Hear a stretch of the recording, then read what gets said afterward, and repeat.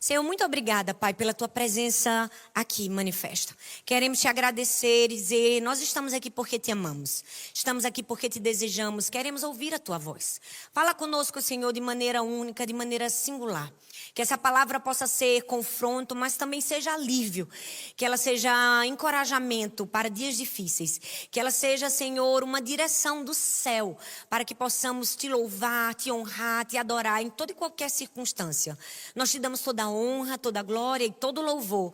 E nós te agradecemos em nome de Jesus. Amém, amém e amém. Se você tem a sua Bíblia e pode, abra no Salmo 137, por favor, do verso 1 ao verso 4.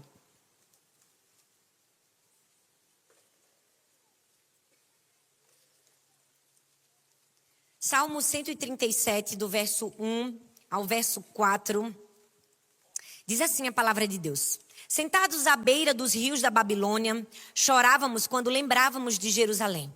Penduramos as nossas liras nas árvores que haviam ali, e aqueles que nos levaram como prisioneiros mandavam que cantássemos. Eles diziam, cante para nós uma canção de Sião. Mas em terra estrangeira, como podemos cantar um hino a Deus, o Senhor? Bom, esse salmo, ele tem um tom. É um tom de lamento. Quando a minha filha mais velha tinha 10 anos, ela estava lendo o livro de Eclesiastes.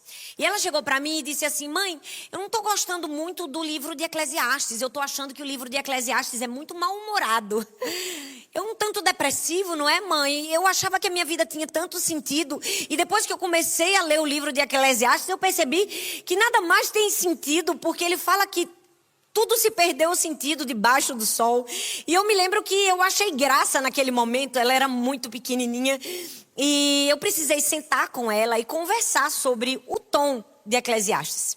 E se eu pudesse dar um tom para esse salmo, seria um tom de lamento. Um tom de saudade, um tom de saudosismo. Esse salmo conhecidíssimo é um resumo de um momento muito difícil do povo de Israel, quando eles estavam no exílio babilônico. Eles haviam sido tirados da sua nação e ali eles estavam em opróbrio e em sofrimento.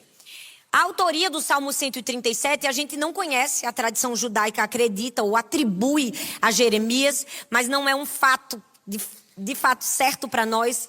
O que nós temos certeza é que ele foi escrito na perspectiva de um exilado, na perspectiva de alguém que estava longe da sua terra, na perspectiva de alguém que estava sofrendo, na perspectiva de alguém que estava com saudade. E é tão triste ler esse salmo porque quando a gente lê ele, a gente percebe que um povo que era tão feliz, um povo que tinha tantas festas como o povo judeu, um povo que tinha no seu calendário várias tradições de festejar por dias e dias, agora estavam apenas chorando, apenas lamentando. E aí o texto diz que os babilônios dizem assim, cantem vocês uma canção de Sião. É quase que um tom de zombaria. Vocês vão cantar agora? Nós queremos ouvir vocês cantando no momento da aflição. E de certo, todos nós já enfrentamos uma situação como essa, que em momentos de dor e de aflição, alguém em tom de zombaria nos questionou, onde está o seu Deus em uma situação como essa? Será que agora você vai ser capaz de cantar um hino de louvor a Deus? Será que agora você vai ter forças para adorar ao Senhor? Bom, não era um momento especial, não era uma festa, não era um dia comemorativo, era um momento de dor e de aflição. Era um momento de ultraje, era um momento de vergonha, era um dos momentos mais difíceis para o povo de Israel. Eles estavam longe da sua terra. E para os judeus não era simplesmente ser expulso de um pedaço de terra. Não era simplesmente algo territorial, era muito mais do que isso. Era parte de quem eles eram, era parte da sua identidade, era parte da sua cultura, da sua história, da sua religião. Então você pode imaginar que era um momento de muito, mas muito sofrimento, ter sido arrancado de Jerusalém, o lugar de adoração, e ter sido levado, como um exilado. Então eu fiquei orando e pensando, meu Deus, quantas vezes já passamos por situações como essa, não é? Que vivemos momentos assim, impensáveis. Era impensável para o povo judeu que de repente eles seriam arrancados da sua casa e que perderiam tudo. Eu já vivi momentos em que eu disse assim, era impensável eu passar por uma circunstância como essa. Mas de fato, às vezes isso nos advém. E nós precisamos saber como responder em circunstâncias assim. Como responder em meio à dor, como responder em meio à aflição. Por isso o tema dessa mensagem se chama Cantando na Aflição. adorando a Deus na aflição. Quando era muito pequena, minha mãe me colocou para estudar, eu fazia piano e violino. Mas eu era tão pequenininha, eu não cresci muito não, mas eu era menor. E quando eu fazia violino, eu era tão pequenininha que o método Suzuki, ele começa com uma caixinha de sabão, para a criança aguentar, sustentar, até que a gente recebesse um violino. Então eu sempre fui inserida nesse meio musical, se eu posso assim dizer, e eu sempre amei a música clássica. E eu não sei se você sabe, falando de música, existe uma música erudita que foi composta por médicos ingleses e alguns músicos ingleses também, que se chama... uma música a mais calma de todas, aqui tira o peso. O nome da música chama Livre do Peso. E eles fizeram um estudo e perceberam que pessoas expostas a essa música, eles tinham uma queda de 65% no nível de ansiedade, de angústia, só ouvir o tom da música, só em ouvir a melodia dessa música. Uau! É realmente assim, inovador, animador saber que uma música é capaz de acalmar o ser humano, de tirar a ansiedade. Mas eu queria compartilhar com vocês uma outra pesquisa que eu também fiquei muito impactada. Feita aqui no Brasil, na Universidade Federal do Rio de Janeiro. Eles estudaram a Quinta Sinfonia de Beethoven e fizeram uma pesquisa com algumas células cancerígenas. E aquela Quinta Sinfonia foi tocada por aproximadamente meia hora e algumas dessas células morreram, cerca de 20% delas, provando um aliado na terapia contra o câncer, a música.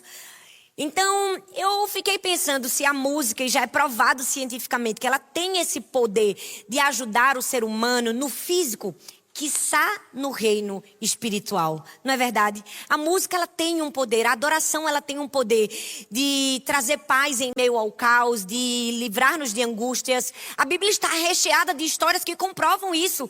A Bíblia diz que o dedilhar da harpa de Davi expulsava os espíritos malignos de Saul, e não, ele nem sequer cantava, mas só ao tocar da harpa, ele recebia paz, ele recebia alívio. A Bíblia está recheada de histórias como essa. Nós vemos no livro de 2 Reis, no capítulo 3, no versículo 15, conta que o profeta pediu: ora, pois trazei-me um músico. E sucedeu que, tocando o músico, veio sobre ele a mão do Senhor. Ou seja, através de uma adoração, de uma música, veio sobre o profeta a mão do Senhor. Então nós vemos também que a adoração atrai a presença de Deus. Nós experimentamos isso hoje pela manhã.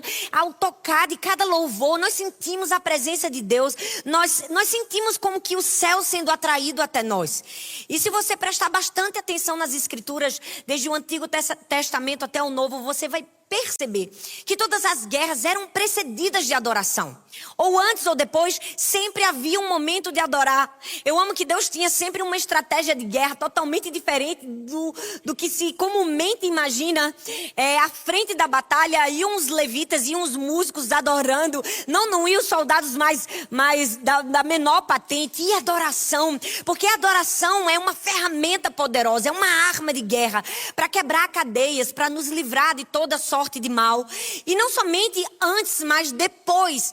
A Bíblia é recheada de histórias. Eu selecionei tantos textos aqui: Êxodo 15, Números 21, Deuteronômio 32, 2 Samuel 22, Juízes 5. Nós vemos o cântico de louvor de Ana, de Débora, o canto de ação de graças de Isaías, né? A Bíblia está recheada de histórias de grandes homens e mulheres que usaram a adoração como uma arma poderosa para atrair a presença de Deus. E não somente atrair a presença de Deus, afugentar a presença do maligno. Eu realmente creio que há algo muito poderoso na nossa adoração. Se não fosse assim, Deus não teria separado uma tribo de todas as tribos somente para o serviço de adoração. A tribo de Levi. E mais do que isso, o maior livro da Bíblia é um livro de adoração. O livro dos Salmos. São 150 capítulos de súplicas, de lamentações, de louvor, de adoração. No grego, psalmos, é realmente uma poesia adaptada à música. Então, há algo muito forte em adorarmos a Deus em toda e qualquer circunstância. Quando erguemos um altar de adoração ao Senhor, fortalezas das trevas vêm ao chão. Sabe, armas do inimigo precisam retroceder. E eu fiquei meditando nesse Salmo 137 pensando quais são as canções que nós, como cristãos, precisamos aprender a louvar a Deus? E a resposta me veio exatamente com as canções que os israelitas não cantaram. Então, quero compartilhar alguma delas com vocês aqui. A primeira canção que nós precisamos cantar em meio à aflição é a canção da valorização. Você pode falar comigo, valorização? Não tem nenhum poder mágico, é só para que você retenha o conhecimento. Valorização. Sabe, o povo de Israel conhecia o Senhor, mas nem sempre eles serviam a Deus. O povo de Israel conhecia o Senhor, mas nem sempre obedecia a Deus. O povo de Israel conhecia o Senhor, mas nem sempre se submetiam a Deus. E mesmo conhecendo a Deus como o único poderoso e o único Deus verdadeiro, em muitos momentos da história, eles se viram incompletos. Eles tentaram achar alguma outra coisa que completassem a sua vida e eles terminavam adorando outros deuses, adorando falsos deuses, flertando com deuses de povos até inimigos. E por causa dessa infidelidade do povo de Deus, eu realmente creio que eles foram entregues, ao inimigo, para que, em sendo vencidos, eles conseguissem perceber, o lugar de valorização que antes eles ignoravam. Eles tivessem em mente que durante tanto tempo eles tiveram tanto, mas eles não valorizavam e agora eles haviam perdido. Sabe, Deus está nos chamando a esse lugar de contentamento e de valorização. A gente não pode esperar perder algo para começar a valorizar. O Salmo 137, o verso 1 diz assim: sentados na beira dos rios da Babilônia, chorávamos quando lembrávamos de Jerusalém.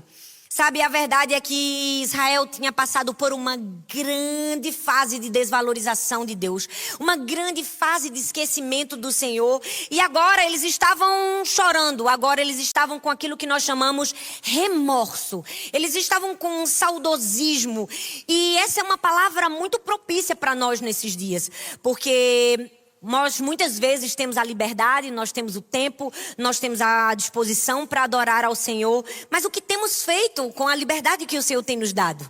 Graças a Deus vivemos num país onde é possível sim adorar. Todos nós, vejam, uma igreja cheia de pessoas com liberdade para adorar o Senhor. Não somente aqui, mas sobretudo nas suas casas, em qualquer lugar que nós estivermos.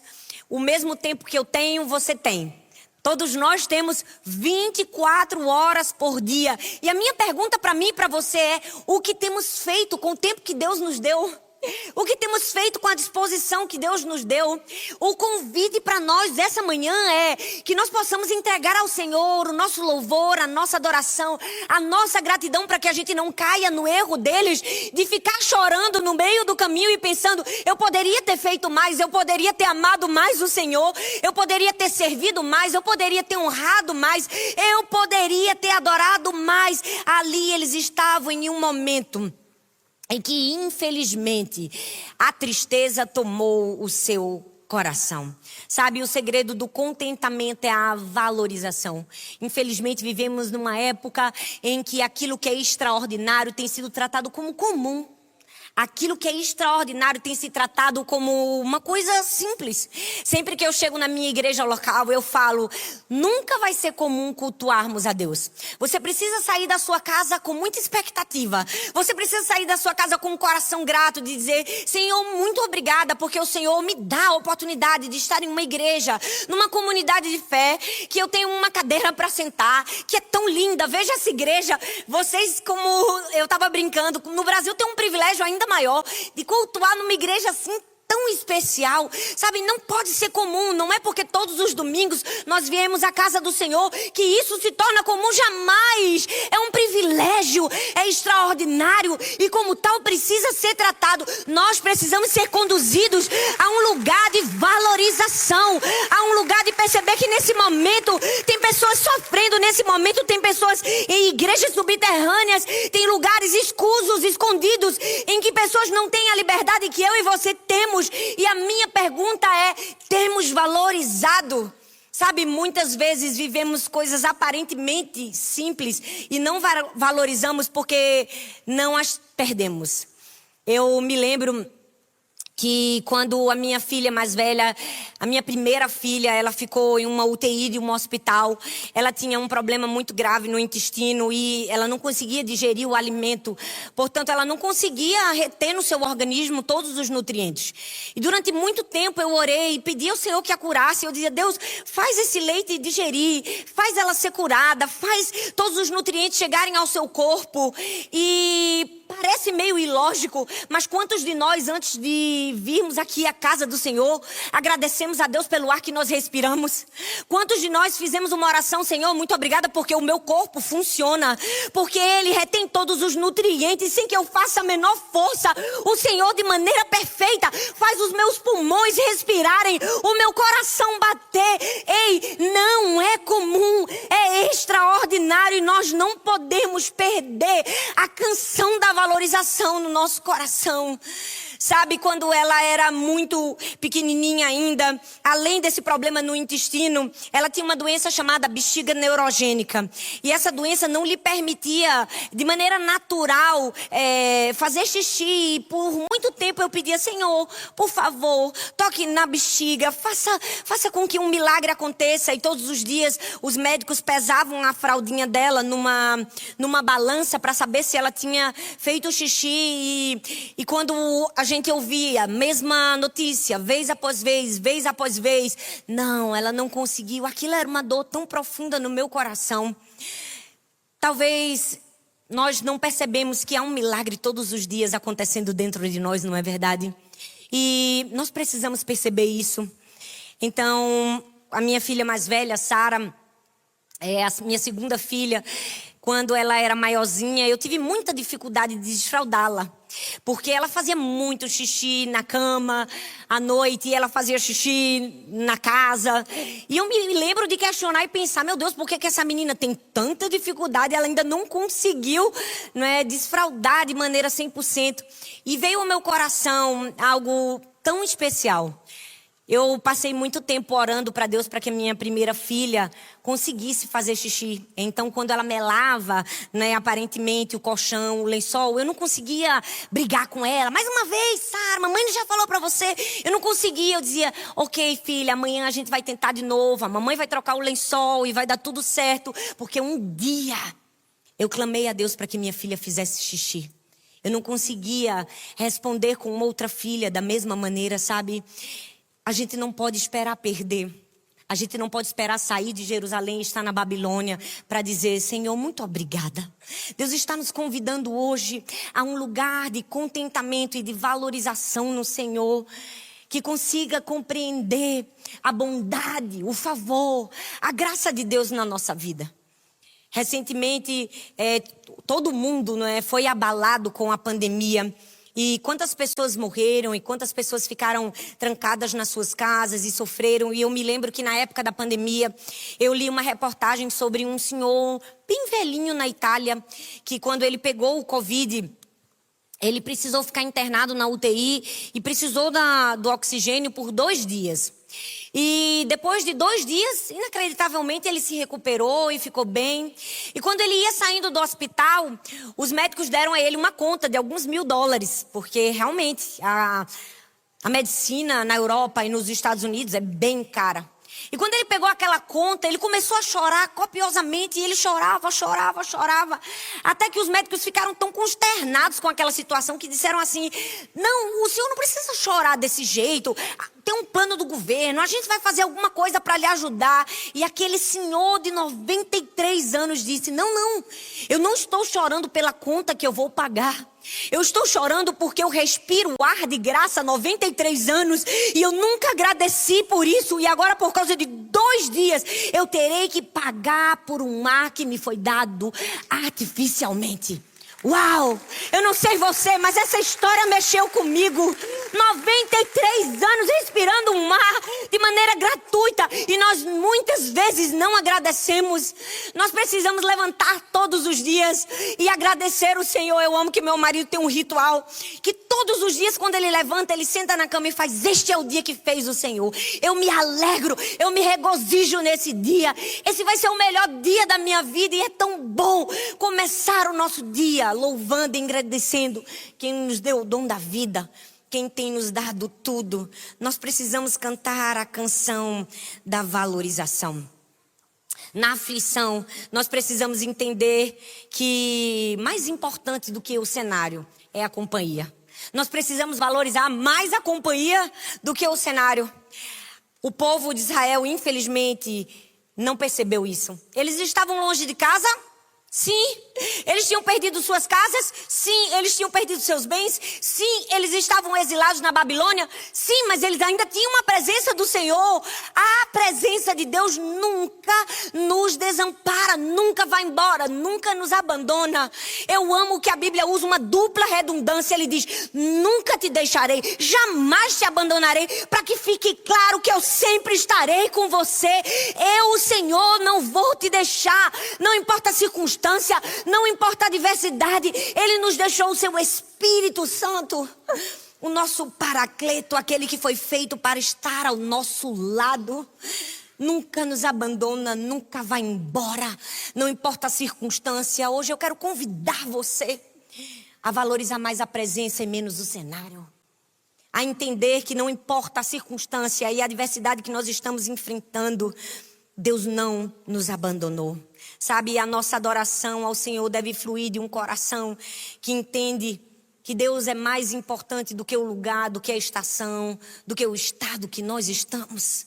O povo de Israel se lembrava do que havia perdido, mas havia se esquecido de valorizar a presença que nunca tinha ido embora. Que nós possamos ser diferentes. Não vamos nos esquecer de que a presença permanece conosco. A Bíblia diz no Salmo 139, do verso 7 ao verso 12, diz assim: para onde me ausentarei do teu espírito? Para onde fugirei da tua face? Se subo aos céus, lá estás. Se faço a minha cama no mais profundo abismo, lá estás também. Se tomo as asas da alvorada e me detenho nos confins dos mares, ainda lá me haverá de guiar a tua mão, a tua destra me susterá. Eu amo que a Bíblia diz: para onde eu poderei me ausentar do teu espírito? Para lugar algum. Não tem como fugir da presença de Deus. Ela está conosco todos os dias.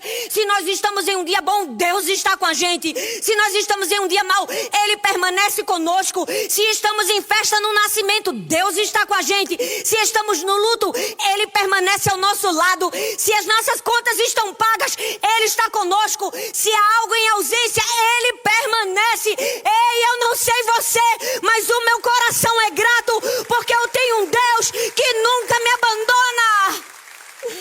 E eu preciso valorizar muito mais a companhia do que o cenário. Infelizmente, para alguns de nós, o modo como nós adoramos está intrinsecamente ligado à estação que nós estamos, ao estado que nós estamos. Mas o modo da nossa adoração não pode mudar de acordo com a nossa circunstância. Nós precisamos ser achados fiéis em toda e qualquer situação. O modo da nossa adoração não quer dizer o modo do nosso estado. Eles disseram: como vamos adorar em terras estranhas? A Bíblia está recheada de histórias de homens e mulheres que adoraram em terras estranhas. Ana foi essa mulher que adorou no templo, mesmo sem receber o seu milagre. Débora foi essa mulher que adorou no terreno inimigo. Davi foi capaz de adorar ao Senhor quando ele tinha sido esquecido, quando ele era só um pastorzinho, como eu costumo dizer, fedendo a ovelhas, desgrenhado, esquecido por sua própria família. Mas mesmo que ele não tivesse posições, títulos, ele ainda estava adorando a Deus. A minha pergunta para mim e para você hoje é: nós estamos esperando estar em lugares altos? Nós estamos esperando fazer ascensões meteóricas para adorarmos o Senhor com todo o nosso coração? Ou seremos achados fiéis quando nós estamos ali cuidando de ovelhas, quando ninguém está vendo, quando não estamos em destaque, quando não temos o microfone? Ei, você pode ser um adorador por excelência, não importa a circunstância, não importa o lugar que você está, não importa o cenário. Porque Ana, Débora, Davi, o que fazia eles adorarem era a companhia, não o cenário. O que me faz adorar é a minha companhia, é o meu Deus, é quem está comigo todos os dias, não é o cenário que eu estou. Não. Sabe, talvez você possa estar pensando, eu estou na Babilônia. Eu estou me sentindo exilado, esquecido, abandonado, ultrajado. Estou me sentindo em luto, em decepção, como tantos estão agora no Rio Grande do Sul. Deixa eu te dizer, você pode estar na Babilônia, mas você ainda é um povo de aliança. Sabe, você pode estar esquecido, mas você ainda é filho de Deus. Você pode estar aparentemente sendo esquecido pelas pessoas, mas você é lembrado todos os dias pelo seu pai, que te dá um sol e te dá um bom dia. Bom dia, meu filho! Mais um dia para você viver, mais um dia para você fazer a diferença, mais um dia para você deixar um legado no mundo. Você pode estar sofrendo uma enfermidade, mas você ainda é filho de Deus. Você pode estar em ansiedade, você ainda é filho de Deus. Você pode estar passando por uma depressão, você ainda é filho de Deus. Valorize a companhia de Deus mais do que o cenário que você está enfrentando. Somos convidados a cantar a canção da valorização. Mas não somente a canção da valorização, nós somos convidados a cantar a canção da persistência. Salmo 137 diz: penduramos as nossas liras nas árvores ou nos salgueiros que haviam ali. Esse pendurar das liras, que eram os instrumentos musicais que eles usavam para adorar a Deus, era quase que uma explicação. Desistimos. Ok, entregamos o jogo. Nós vamos pendurar as liras nos salgueiros, porque, sabe, não tem mais motivo para adorar, já não tem mais motivo para agradecer a Deus, já não tem mais motivo para viver. Então, vamos jogar os nossos instrumentos aqui nesses salgueiros, que é o melhor que a gente faz. E sabe, muitas vezes nós, mesmo que de maneira inconsciente, fazemos isso na nossa vida sem perceber. Vivemos momentos difíceis e a gente acha que nada mais nos restou, né? A gente acha que perdeu tudo. Mas eu amo que Deus sempre deixa algo nas nossas mãos que é capaz de virar o jogo. Eles haviam perdido casa, família, bens. Mas o que tinham em suas mãos? Liras. Ainda existia um instrumento de conexão com Deus. Eu não sei o que tem nas suas mãos, mas Deus te trouxe aqui essa manhã para te dizer: tem algo nas suas mãos. Sobrou alguma coisa. Tem uma lira para você adorar. Tem um instrumento na sua mão. Sabe quantas vezes nós estamos olhando para aquilo que Deus deu para o outro, para aquilo que o outro tem, e não percebemos aquilo que o Senhor nos confiou? Eu amo que quando Moisés é comissionado por Deus, ele olha para Deus e diz assim: ah, Deus, eu não, chama outro, sabe? Eu não tenho dons e talentos. Aí Deus olha para ele e faz assim: o que é que tem nas suas mãos, Moisés? Ele fala: o que é que tem nas suas mãos? Ele diz: uma vara. Pois bem, Deus não precisava mais do que uma vara para fazer milagres. Deus não precisava mais do que uma vara para abrir o mar vermelho, para sair água da rocha. Deus não precisava mais do que uma vara, porque aquilo que nós precisamos para cumprir o nosso propósito em Deus já está nas nossas mãos. Ele já nos entregou. Eu fico imaginando se alguém, quando Moisés estava durante 40 anos no deserto de Midian, tangendo o bicho, não chegasse para ele e dissesse assim: olha, Moisés, tu nem sabe. Um dia, Moisés, essa vara que está aí nas tuas mãos vai abrir o mar vermelho. Moisés, tu nem sabe, um dia essa varinha que está nas suas mãos vai tocar no Nilo e vai virar sangue. Eu acho que Moisés ia rir, não é? Certamente riria. Esquecido, num momento de frustração. Mas nós nunca podemos esquecer as promessas de Deus. Às vezes, em momentos de deserto, Ele diz: essa vara nas suas mãos, essa lira nas suas mãos. E nós achamos que precisamos ter mais, mas aquilo que nós precisamos já está nas nossas mãos. Não desista, persista, insista, vá até o fim. Não, a lira não era um instrumento mágico, não era algo sobrenatural. Sabe, não é o instrumento, é na mão de quem e na maneira como vai ser feita que produz um milagre. 5 pedrinhas e um estilingue sozinho não podiam fazer nada. Mas nas mãos de Davi foram um instrumento de Deus para derrubar um gigante. 5 pães e 2 peixinhos na mão de uma criança. Talvez na minha e na sua não fosse nada, mas na mão de Jesus foi capaz de alimentar toda uma multidão. A gente poderia falar de tantas coisas aqui. Uma fitinha vermelha na mão de Raabe foi um instrumento de livramento da sua casa. Sabe, tem um instrumento nas nossas mãos. Nós somos convidados a não desistir na aflição. Cante a canção da persistência. Eu costumo dizer que Eu sou alguém que, assim, para me fazer desistir vai ter um pouco mais de trabalho.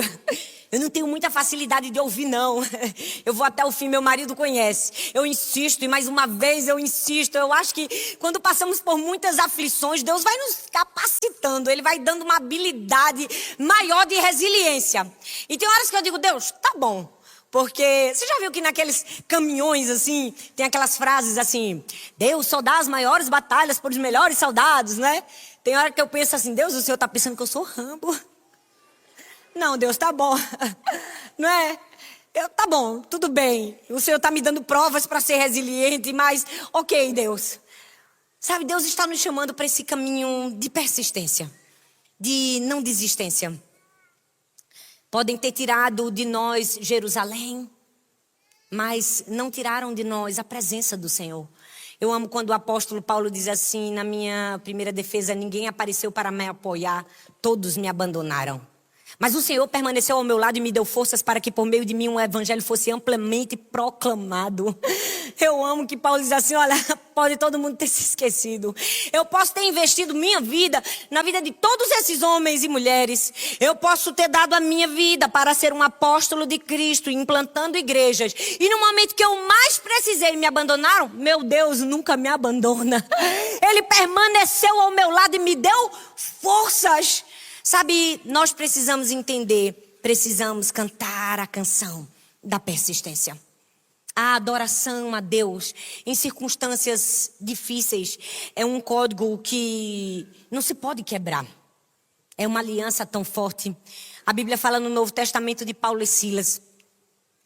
Eles foram lançados em uma prisão. E eu brinco que o maior erro deles foram lançar Paulo e Silas juntos, né? Porque a Bíblia diz, onde estiverem 2 ou 3 reunidos no nome do Senhor.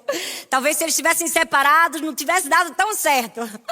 Mas eles estavam juntos na prisão. E não era uma qualquer prisão, não é essa prisão que a gente está acostumada, era uma masmorra. E ali eles tinham sido colocados por uma sentença de morte. No dia posterior, eles haveriam de morrer. Você pode imaginar estar em um lugar sombrio e que no dia seguinte você soubesse que quando acordasse você seria morto? E a Bíblia diz que à meia-noite, na hora mais escura do dia, na hora de maior aflição, Paulo e Silas estavam adorando, olhe bem para mim. Quando eles começaram a adorar, os outros prisioneiros também começaram a ouvir e algo sobrenatural aconteceu. O quê? Cadeias quebraram, cadeias vieram ao chão e eles foram completamente livres. Tem algo poderoso em cantar no meio da aflição. Sabe por quê? Porque é o mesmo que olhar para Satanás e dizer, eu não me submeto a você. Eu não me submeto às minhas emoções. Eu me submeto a Deus e somente a Ele. Cantar em meio à aflição, é isso. Nos ensina que o nosso coração precisa estar em Deus. Deus está nos chamando para isso. Eu amo que quando Paulo e Silas adoram ali naquele lugar escuso, sombrio e triste, as primeiras pessoas que são impactadas são as que estão ao seu redor. Deixa eu te dizer, todos nós temos um testemunho. Se não ainda o temos, o teremos. E quando Deus te der um testemunho, antes de abalar uma multidão, vai abalar quem está próximo de você. Quem está perto de você. As pessoas vão poder sentir o bom perfume de Cristo quando você passar por uma dor. Elas vão olhar para você e vão ver Jesus. Eu amo que a Bíblia diz que Paulo e Silas cantaram, mas todos foram libertos. Isso significa que 2 cantaram, mas os que estavam ao redor foram libertos. É por isso que o diabo não quer que a gente cante na aflição, porque ele sabe que tem liberdade não somente para nós, mas para quem está ao nosso redor, para quem está do nosso lado, para sua família, no seu trabalho. A maneira como você adora a Deus, a maneira como você responde a uma aflição, tem o poder de quebrar o cárcere de outras pessoas. Eu posso dizer isso, eu vivi isso. E em último lugar, a canção que nós precisamos cantar é a canção do sacrifício. Eles responderam, mas em terra estrangeira, como poderemos cantar um hino ao Senhor? Bom, essa é a canção mais difícil de ser cantada. É a canção do sacrifício durante a aflição. O povo de Israel estava dizendo assim, em terra estrangeira, ou seja, em sofrimento, em angústia, em dor, em aflição. Como poderíamos cantar uma canção? Essa é a canção mais importante que nós vamos entoar durante toda a nossa vida. A canção de sacrifício ao Senhor. Eu me lembro que durante todo o período que minha filha ficou internada no hospital, eu costumava ficar na escada do hospital, na escada de emergência, porque era tanta dor, era tanta aflição, e eu passava por tantas circunstâncias ali, e eu encontrava na escada um refúgio. E eu me lembro que nas escadas eu sempre cantava um hino que dizia assim: essa paz que eu sinto em minha alma, não é porque tudo me vai bem, essa paz que eu sinto em minha alma é porque eu amo ao meu Senhor. Não olho as circunstâncias, não, eu olho o seu amor, seu grande amor, não me guio por vista, alegre estou. Sabe, Deus sabe que com todo o meu coração, não falo isso com orgulho, muito pelo contrário, só Deus sabe a dor que eu enfrentei. Mas um dia, a resposta da minha oração não foi a cura da minha filha. A resposta da minha oração foi sobreviver em meio à morte. Eu precisei enterrar a minha primeira filha. E eu me lembro que no dia do enterro, algumas pessoas chegaram perto de mim e disseram assim: Thalita, você quer falar alguma coisa? E eu falei: eu quero adorar o Senhor. Eu quero que cante essa mesma música, essa paz. Não, eu não estava em paz e Deus sabia que eu não estava em paz, mas eu preferi adorar e dizer: eu tenho paz em Jesus. Eu sabia e Deus sabia que eu estava olhando para as circunstâncias adversas ao meu lado, mas eu preferia dizer: não me guio por vista, não me guio por vista. Deus sabia que não havia alegria no meu coração, mas eu preferia dizer: alegre estou, porque o Senhor me deu, o Senhor tomou. Bendito seja o nome do Senhor. Quem somos nós para questionar a Deus na aflição? A nós só nos cabe adorar, entregar uma oferta sacrificial de adoração ao Senhor.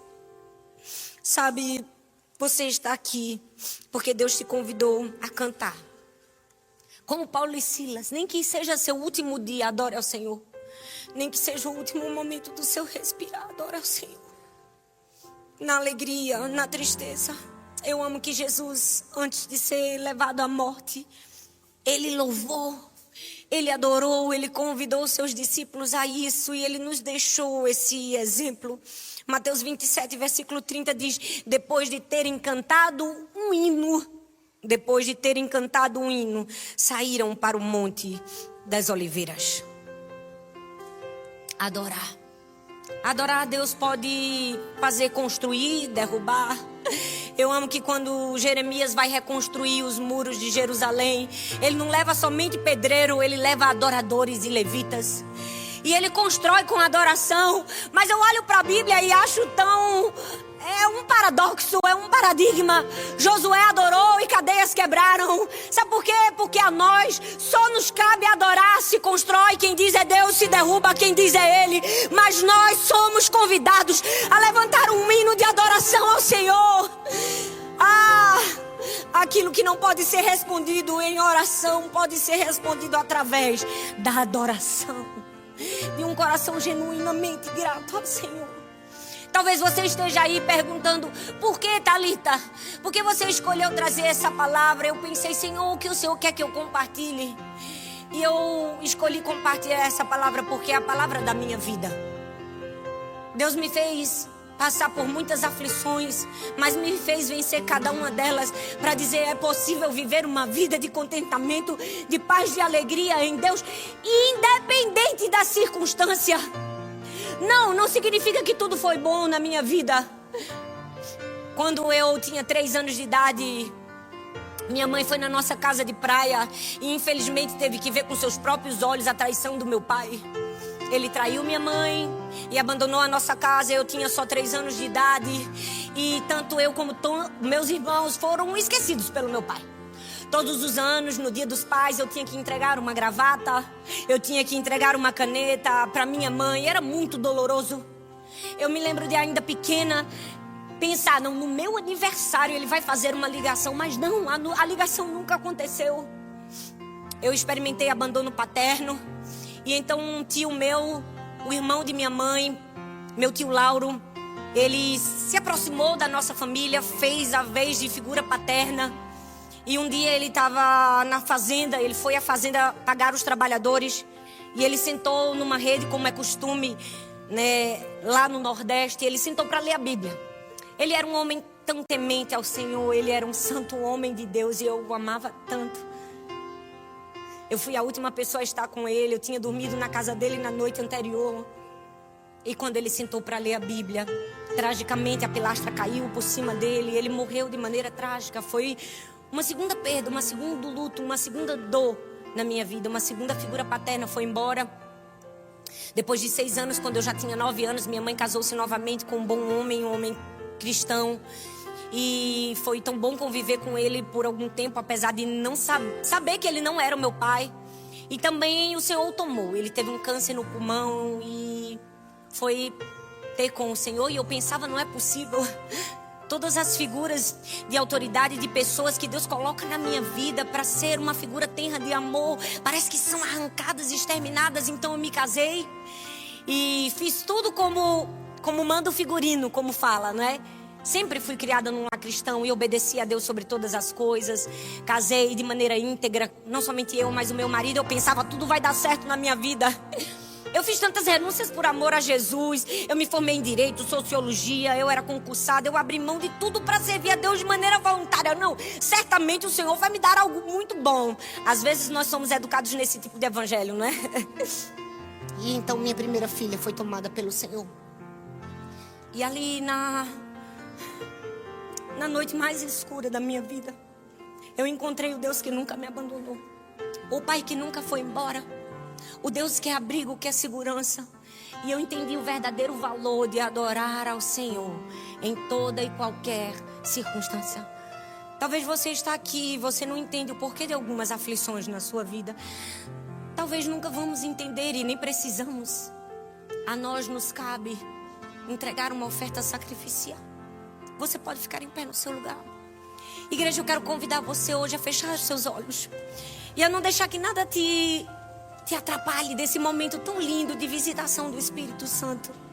Eu quero que você feche os seus olhos e comece aí no seu lugar a orar. Você pode dizer, perdão, Senhor.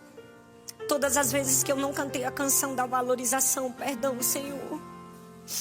Ah, perdão, Senhor, quando tendo tudo eu reclamei tanto, perdão, Senhor.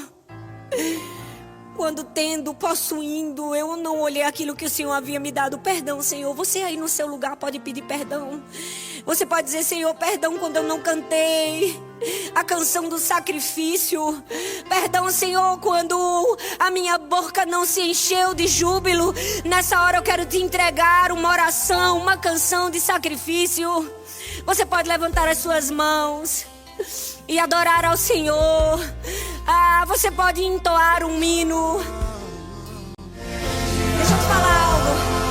Talvez você pode estar olhando para mim assim e pensando, meu Deus, que triste a história dela. Não, eu vim aqui para te dizer, eu não trouxe um testemunho de aflição e de tristeza.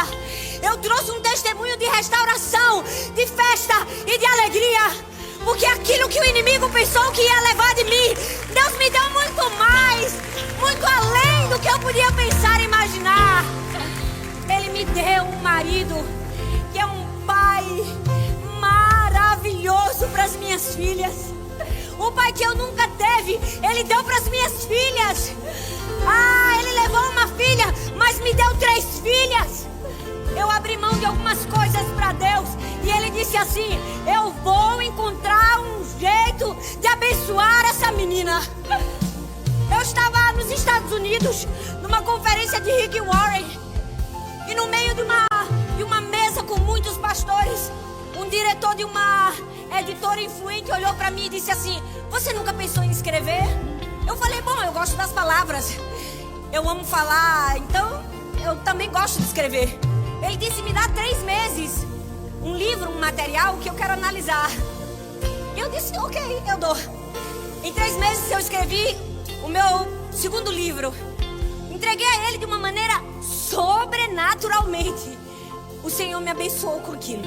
O Senhor espalhou tantas pessoas puderam ser alcançadas com esse testemunho. Não. O evangelho não é tristeza. Não é carregar simplesmente. É triunfo, é alegria, é vencedores, é cantar em meio à aflição, é declarar o nome de Jesus e dizer: cadeias vão quebrar, correntes vão se abrir. Oh, você pode louvar e dizer: teu nome é poderoso. Eu creio no nome de Jesus. O nome de Jesus. O nome de Jesus. Somente Jesus. Só Jesus.